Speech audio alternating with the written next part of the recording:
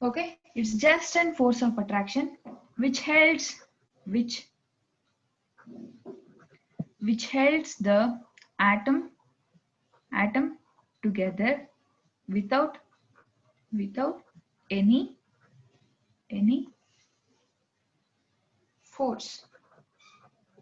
Okay, without any force. It means to say weak bond is also a type of bond. It's just a force of attraction. It means to say, like for example, uh, like one is a receiver and one is a donor. So the donor is staying with him because he's giving something, and recipient is joining with donator because he's taking something. So because of that giving and taking policy, they were together.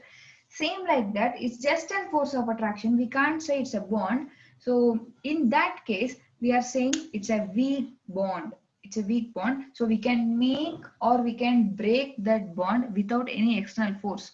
By a simple energy, by a small amount of energy, we can destroy the bond or we can make the bond. This is van der Waals force of attraction. Van der Waals force of attraction and hydrogen bond. These two are the examples for that. We can say a weak van der Waals force of attraction. We are also saying weak van der Waals force of attraction and hydrogen bond. Okay. So now let us see the definition for each of the bond. So I'll conclude it. What is my bond? Bond is just a force of attraction which held an atom, or it may be an ion, or it may be an element, or it may be a molecule together. What is my strength? Though based on the strength of the bond, we are classifying the bond into two categories, that is strong bond and weak bond. What is by strong bond? Strong bond, it's require more energy to break or to make a bond. It's require more energy to make or to break a bond. So this example you can write covalent bond, ionic bond, and coordination bond also is one of the example for strong bond. Coordination bond. So then, weak bond means it's just a force of attraction which holds the atom together. And if you are applying a simple force, or if any force, you can break and make a bond. So for that, you can give the example of van der Waals force of attraction and hydrogen bond. Okay, is it clear? So let us see what do you mean by this bond definitions. So covalent bond. Covalent bond. Covalent bond is a type of strong bond. It's a type of strong bond which exist between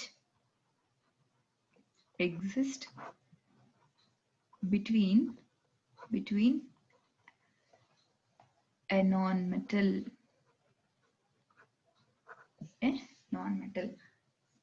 So here also you can say covalent bond has further classified into metallic bond and non-metallic bond. It means to say the bond exists between the metals and non-metals, okay, or the bond exists between the metals or between a non-metals. So you can give all three. So the bond which exists between a metal and non-metal is called an covalent bond. It's the most strongest bond. It's the most strongest bond. Okay. So for example, HCl, this is an covalent bond. This is an covalent bond. So HCl, you can see chlorine is a non-metal, hydrogen, it comes to almost a metallic and non-metallic category. So they may exist, bond exists between a metal and non-metal is called covalent bond. And first example for the weak bond is van der Waals, VANDERWALL, van der Waals force of attraction. We also call it as weak van der Waals force of attraction. Okay, so covalent bond. So this is in one more definition we can give the statement for covalent bond is sharing of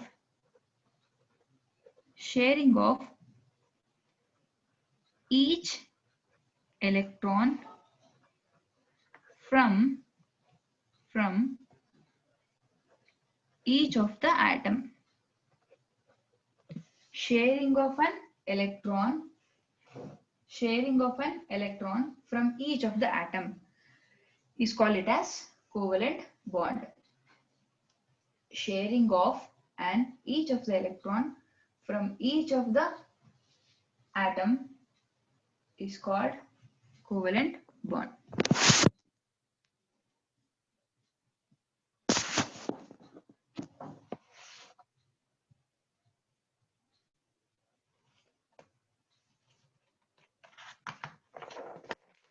I'll write you how to do that.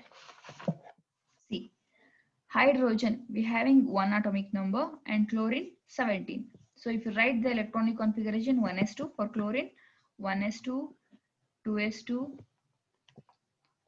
2p6, 3s2 and 3p5. So I'll just expand this p having 3 subshell.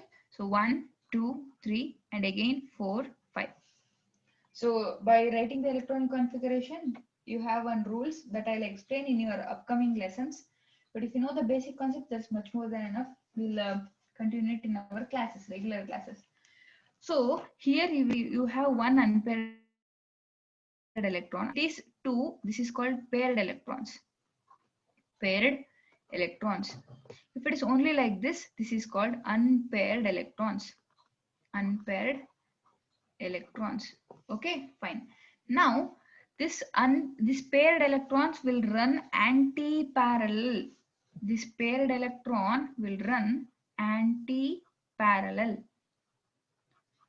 What do you mean by anti-parallel? It means to say if one electron will rotate in the direction of left side means another will rotate towards its right side.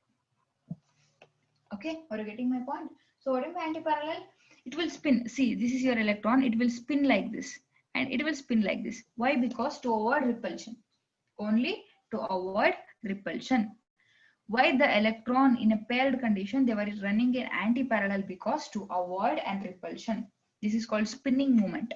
So they just vibrate and the vibrate direction it seems to be left and one of its electrons seems to be in right side. That is called anti-parallel rotations. Okay, fine. So you have one unpaired electrons in chlorine and hydrogen you have anyhow you have only one electron, that is one unpaired electrons. So these two electrons will share. Okay, I'll just represent the electrons in dot structure. So this, if you are representing the electron in dot, that is called dot theory. If you represent the electrons of an atom in dot structure, that is called dot theory. That is called dot theory. Okay, is it clear? Is it clear for you? Fine. So yes, so hydrogen one electron, chlorine one electron. It will make like this. These two electron will come and sit in the middle of it.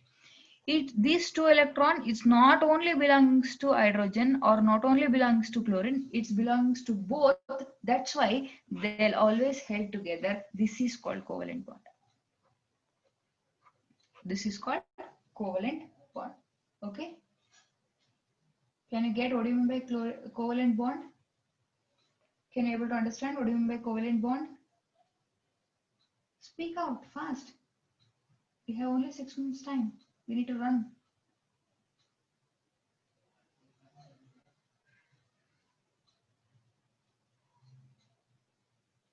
Okay.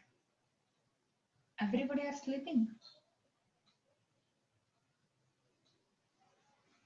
So fine. This is called covalent bond. You can give more example for covalent bond. So this is the thing. Next, coordination bond. Coordination bond. So what do you mean by coordination bond? Coordination bond means it's a type of covalent bond. It's a type of covalent bond. So when we are saying it's a type of covalent bond, you should remember that it's a combination of metal and non-metal. Okay, so it's a type of covalent bond where two of its electron will share by only one atom. It means to say, I can give you an example. See, like I have nothing money. Okay, I don't have any money. So one of my friend have money. So what he'll do? He'll just give me a money that he's giving a money. Like okay, I'll explain like this. We are planning for a trip. Suppose we are planning for a trip. So and I don't have money. Okay, I don't have money to pay for a trip also and for what to say, for purchasing something or whatever the expenses we have in trip. So I don't have any money. So what one of my friend, what he'll do, he'll take the whatever the sponsorship of mine also and for him also. So he's paying a two-side bill. That is called coordination bond, and I'll be with him because he's paying my money also. Because of that kind of thing, I'll stay with him, and he is staying with me because he is giving me a money. Are you getting my point? So here what happened? One electron will donate two of its electron. It means to say it is giving a paired electron, and one more it doesn't giving any electron, but it receiving the two of its electron. I am receiving the money, but that money is not belonging to me. Then also I am receiving, like I am taking money from him for it may be for an what to say, interest or whatever it may be. So I am taking money and I keeping those money with me. So that will make the two persons to held together. That is called coordination bond. I can give the example also. So see, like copper plus, okay, this is plus, and we have chlorine. So CuCl, this copper doesn't having any electron because it's already donated. It's a plus state, and Cl is in the minus state. Okay, so what happened? Not only one Cl, your 3R4Cl will combine together and it's donating its own electron to the copper, and they'll make the bond. So and we are representing the bond not like this because it's a one directional. It's an arrow mark indication. Why? Because only one electron is donating two of its electron and one more is receiving. It doesn't donating any of its electron. It's only receive. This is a donor, this is a recipient. But if you are considered, if you see the covalent bond here, we can't say it's a donor and recipient. Both are donors and both are the recipient. But here A is the donor and B is the recipient. Is it clear? This is called coordination bond. So this is a type of covalent bond. Coordination bond is also a type of covalent bond. Here only one electron, only one atom is donating two of its electron to make a bond. We are representing that bond in a arrow mark indication. We are representing that bond in a arrow mark indication. Okay. And next ionic and all we'll see in the next class, and we'll end up this bridge course study tomorrow. And from Monday, we'll start up with a new lesson. Is it okay? So like I can give example for coordination bond. Coordination bond ಗೆ ಒಂದು example ಕೂಡ